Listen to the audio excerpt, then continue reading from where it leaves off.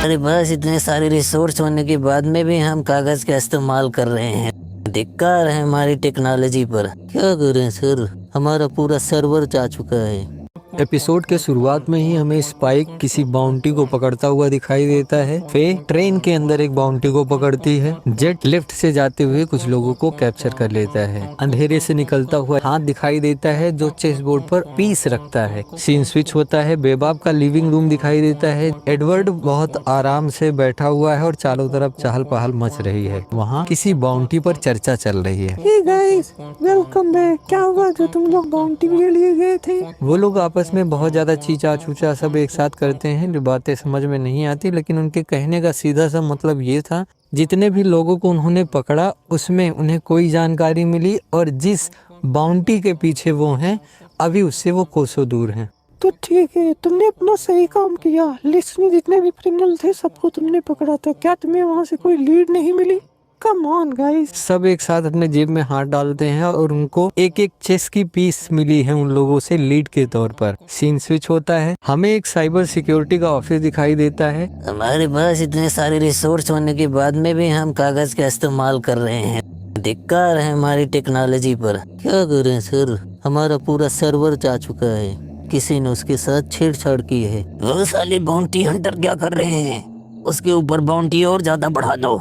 अब सही कह रहे हैं, हो सकता है कि उस पर कम बाउंड्री है। सीन स्विच होता है। बिग शॉट दिखाई देता है जहां एक बाउंटी के बारे में बताते हैं कि उसके बहुत सारे रूप हैं, अलग अलग तरीके के चेहरे मिले हैं, लेकिन स्टिल अभी भी उस ग्रुप का जो मास्टरमाइंड है वो लापता है। जितने भी इंटरनेट गेट्स वगैरह हैं सबको वो हैक कर रहा है, अपने हिसाब से चला रहा है। इसीलिए उसकी बाउंटी जो अभी तक 12 लाख रुपए थी अब वो बढ़ करके 20 लाख हो चुकी है। सीन स्विच होता है। अचानक से ये सारी चोरियां बढ़ गई हैं और इंटरनेट पर पैसे इस तरीके से उड़ रहे हैं कि कुछ पता ही नहीं चल रहा है। मुझे नहीं पता इसके बारे में। हो सकता है ये अपराधियों के लिए कोई आसान तरीका। सही कह रहे हो कि बच्चों, अब हमारे पास कोई दूसरा काम नहीं बचा है, तो चलो हम एस्टल गेट को ये तबाह करते हैं और वहाँ से लूटते हैं। अचानक पंखा खराब हो जाता है। सब ऊपर देखते हैं। तो क्यों ना हम लोग 3 अलग अलग तरीके से हमारे पास जो इन्फॉर्मेशन है उसको चेक करें और बाउंटी को ढूंढने की कोशिश करें। वेट, तुमने ये कहा था कि सारे इंफॉर्मेशन को एक करोड़ एग्जामिन करके हम जल्दी बाउंटी पकड़ सकते हैं। साथियों के बीच में अगर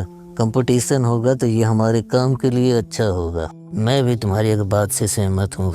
मुझे पता है इतने बड़े रिवॉर्ड को देखकर तुम लोगों के दिमाग में ऊट पटांग के ख्याल आ रहे हैं। वैसे भी जो बाउंटी मिलेगी क्या उसे हम अपने जेब में रखने वाले हैं? हाँ? सीन स्विच वही मिस्टीरियस हाथ फिर से दिखाई देता है जो चेस बोर्ड के ऊपर जा रहा है। पास में कौवे की आवाज सुनाई देती है। इससे सीन स्विच होता है। एक हाइपर गेट दिखाई देता है। इन सारे केसों में एक चीज कॉमन है कि वो लोग अपने ट्रांसमीटर को कुछ इस तरीके से जहाज में फिट करते हैं कि जैसे ही वो हाइपर स्पेस के बाहर निकलती है उनके पर्स में जितने भी चिप्स हैं वो वहाँ से चोरी हो जाती हैं। एक ब्लाइंड ट्रांजैक्शन के थ्रू बैंक अकाउंट में जमा हो जाती हैं और ऐसे लोगों के साथ में जमा हो रही हैं जिनका सही से नाम, नेशनैलिटी, क्रिमिनल रिकॉर्ड कुछ भी हमें पता नहीं है, न सरकार को इसके बारे में पता है। बस यही इंफॉर्मेशन मुझे मिली। तुम्हारा क्या है? मैं जिसके पीछे थी वो आदमी पूरी तरीके से यूजलेस था। उसने बताया कि उसे इंस्ट्रक्शन मिलते हैं एक इलीगल वेबसाइट से और उसे पता चलता है चीजों के बारे में मेल के थ्रू, और उसके पास इस तरीके के मेल्स आते हैं जो untraceable. All new criminal support software. Act now for this special offer. For the low introductory price of 30,000 wulongs, you can be a billionaire. What the hell? Spike, तुम्हें क्या मिला? मैं जिस हैकर के टच में था उससे मुझे पता चला कि ये सारा साइबर एक्टिविटीज कोई अंदर का आदमी कर रहा है जो साइबर सिक्योरिटी से रिलेटेड है, और इसके अलावा मुझे वहाँ कोई जानकारी नहीं मिली। उन्हीं के बीच ईडी दिखाई देती है जो बॉक्स को खोलकर वहाँ से चेस बोर्ड को कनेक्ट करने की कोशिश करती है। उसे शॉक लगता है और वो झटके में वहाँ गिर जाती है, बेहोश दिखाई देती है। लोग डर जाते हैं। फे उसके पास जाती है उसे देखने के लिए, लेकिन अचानक से उठकर सबको डरा देती है और वो अपने काम में लग जाती है और और वो लोग बात करते हैं कि अभी उनके पास में जो सबसे शानदार क्लू है वो केवल वही चेस के पीसेज हैं जिसे एड उनसे मांगती है और वो लोग उसे दे देते हैं। और जैसे ही वह उसे चेस बोर्ड पर रखती है, चेस बोर्ड ऑन हो जाता है और वहां से बहुत सारे इन्फॉर्मेशन देने लगता है। वो बताती है कि ये एक स्पेशल टाइप का चेस पीस है जिसमें माइक्रोचिप्स लगी हुई हैं और ये अपने पुराने गेम को याद रखता है। सब हैरान होते हैं और जैसे ही उसे वो एक्टिव करती है वहाँ गेम स्टार्ट हो जाता है। क्या इससे कोई कनेक्शन है जो यहाँ पर चोरियाँ हो रही हैं गेट के थ्रू? मुझे नहीं पता। यह हो सकता है कि ये किसी साइबर सिक्योरिटी से जुड़ा हुआ मामला हो कि जहाँ से ये सारे काम कर रहे हैं। तो तुम आगे बढ़ो एडवर्ड और अपने साइबर अपोनेंट के साथ गेम खेलो। नहीं, फिर से एक बार उस गेट कॉर्पोरेशन के साथ बात करने की कोशिश करता हूँ, देखता हूँ क्या मिलता है वहाँ से। Okay, 1 2 3 this is right.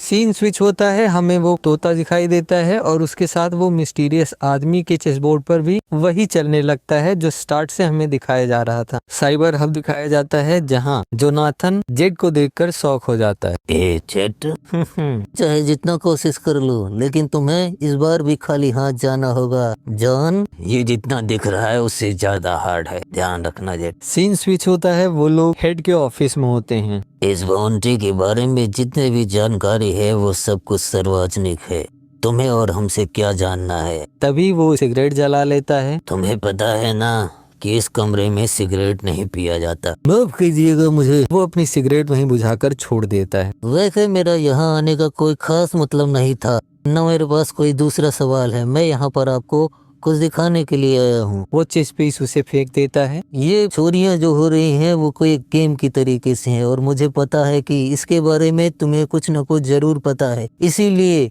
तुम इसमें पुलिस को इन्वॉल्व नहीं करना चाहते और तुम चाहते हो कि ये सारा काम बाउंटी देखे, इसीलिए उस पर इतना ज्यादा पैसा लगाया है और इसमें तुम बाउंटी हंटर को अपने मतलब के लिए इस्तेमाल कर रहे हो, जो मुझे बिल्कुल पसंद नहीं आ रहा है। By the way, bounty Hunter को अपनी बाउंटी से मतलब है और इसे कुछ सोचने की जरूरत नहीं है अपना पैसा ले काम करने के लिए।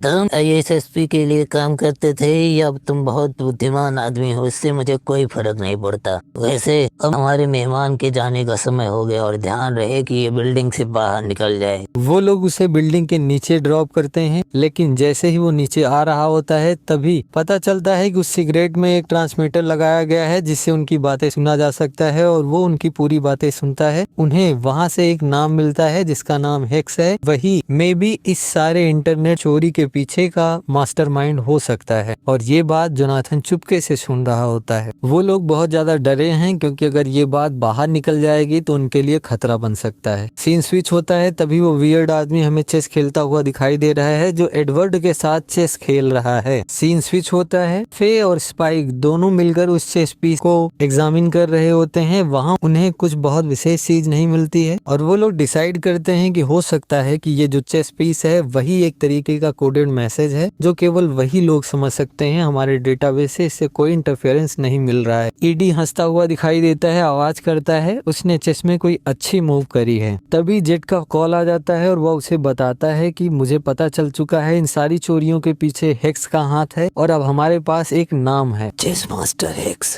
जो 19 साल की उम्र में ही चैंपियनशिप जीत गया और अपनी टीम के साथ वो मिलकर एक जीनियस बना जिसने एक कोड बनाया और उसी के थ्रू आज का ये इंटरनेट सिस्टम बना। वो 10 को तक चेस चैंपियन बना रहा। उसके बाद में 30 साल की उम्र में उसने इंटरनेट वाली कंपनी के साथ सौदा किया। किसी प्रोजेक्ट पर वो लोग काम कर रहे थे। उसने गेट को चेक करने की बात की थी लेकिन उन्हें निकाला गया। पिछले 50 साल से वो कहाँ है, कैसे है, किसी को कोई जानकारी नहीं। तो यही है वो जो इन सारे गेट की चोरियों के पीछे छिपा है। लेकिन क्यों? वो ऐसा क्यों कर रहा है? 50 साल बाद वो अपना यहाँ बदला लेना चाहता है। हो सकता है, लेकिन ये तो जब हम उसे पकड़ेंगे तभी पता चल सकता है। हे एडवर्ड, वो उन लोगों को इग्नोर करता है, कहता है मैं अभी गेम खेल रहा हूँ, मुझे परेशान मत करो, लेकिन उससे बहुत ज्यादा इंसिस्ट करते हैं जिससे वो गुस्सा भी हो जाता है। लेकिन हेक्स का नाम बार बार सुनते हुए वो कहता है कि अभी मैं जिसके साथ गेम खेल रही हूँ वही हेक्स है, जिससे सब लोग चौकन्ना हो जाते हैं और उसके गेम को ट्रैक करने की कोशिश करते हैं और उन्हें पता चल जाता है कि दूसरा वाला अपोनेंट कहाँ पर बैठा है। जोनाथन भी जेट की लीड का पीछा कर रहा है और उसके पीछे जाता हुआ दिखाई देता है। तभी जैसे ही उन्हें उस लोकेशन का पता चलता है जेट उन्हें रुको, मुझे इस बारे में पता है, ये एक ऐसी लोकेशन है जहाँ संसार का जितना भी कूड़ा कबाड़ा है वो यहीं पर आता है। तो यहाँ लोग रहते क्यों हैं? ये सबसे सिक्योर जगह है। यहाँ ना कोई पुलिस है, ना कोई नियम कानून, कुछ भी नहीं है। यहाँ आप अपनी जिंदगी को अपने हिसाब से जी सकते हो, पूरी तरीके से आजाद हो। तो हो सकता है कि वो यहाँ पर छुपा हो। स्पाइक और फे उस लोकेशन पर पहुंच जाते हैं और उनके पीछे